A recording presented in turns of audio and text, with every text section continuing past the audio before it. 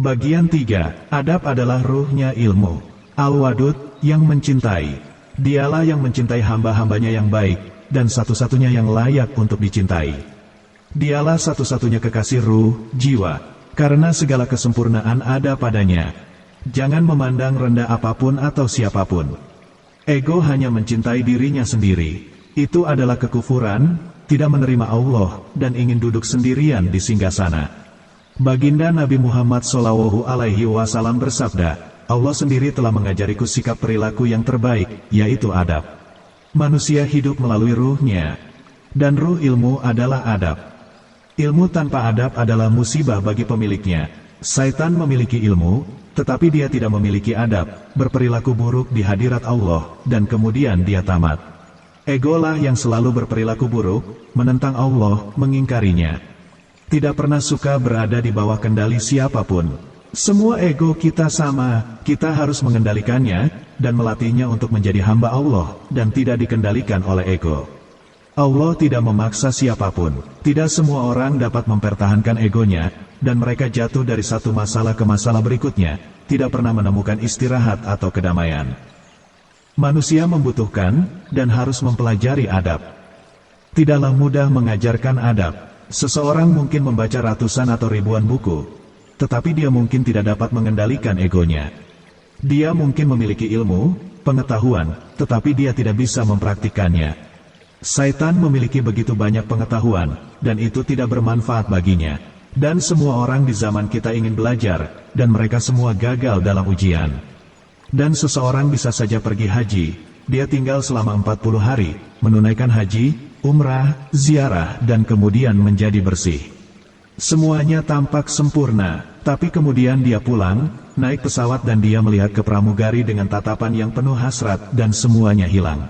Selesai.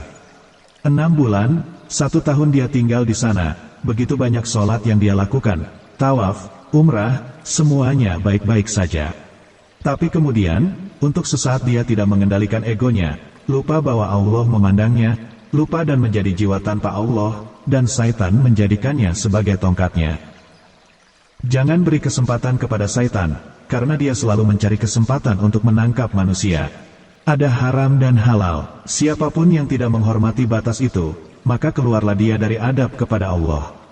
Hanya sedikit orang yang ingin menyelamatkan diri dari ego mereka yang tidak sopan. Thariqah, tarekat, dan 4 mazhab didasarkan pada adab. Dan itulah sebabnya Saitan menentang mereka. Karena Thariqah dan mazhab menentang ajaran Saitan. Ajaran perkuliahan Saitan adalah mazhab yang kelima, yaitu perkuliahan kebatilan. Sehingga banyak orang yang mengikutinya. Semoga Allah tidak meninggalkan kita di tangan ego buruk kita. Siapapun yang tidak memintanya akan ditangkap oleh setan. Ego Anda memberitahu Anda bahwa Anda adalah orang nomor 1. Tidak ada orang yang seperti Anda. Ego memberitahu Anda bahwa Anda tidak perlu mendengarkan siapapun, bahwa Anda kuat dan tahu segalanya, dan bahwa Anda adalah syekh buat Anda sendiri. Dan ego berbohong kepada kita. Apa yang sedang kami katakan di sini adalah apa yang telah mereka, para syekh guru kami, masukkan ke dalam hati kami, dan kami malu di hadapan Allah dan takut kepadanya karena kami adalah orang-orang bodoh, membuat begitu banyak kesalahan dan perbuatan buruk. Siapa sebenarnya syekh itu? Dialah yang mengajarimu tentang Allah dan Nabi-Nya. Bagaimana bisa Anda mengetahui akan ilmu ketuhanan dari diri Anda sendiri, tanpa bimbingan seorang guru, seorang syekh? Tapi ada mereka-mereka yang tidak mau menerima guru. Dan siapapun yang tidak menerima seorang syekh, seorang imam, seorang pembimbing, gurunya adalah Saitan. Mereka akan berkata, mengapa Anda membutuhkan seorang syekh? Ikutilah seorang pemandu yang suci agar dia dapat membawamu menuju kepada kesucian, karena hanya orang-orang yang suci yang akan masuk surga. Allah paling tahu siapa orang munafik itu. Kami mencoba, mengusahakannya, meminta untuk bersih. Tetapi, tuma amanu, tuma kafaru. Terkadang kami percaya dan terkadang tidak. Mendengarkan ego dan Saitan kami. Di atas jalan keyakinan, iman, Anda bisa diselamatkan. Dan malaikat akan menanyakan apakah wajahmu menghadap ke dunia atau ke arah Maula Allah. Mereka akan bertanya kepada Anda apa kiblat Anda. Kemana hati Anda diarahkan? Jika mereka menemukan wajah Anda menghadap Allah, semuanya baik.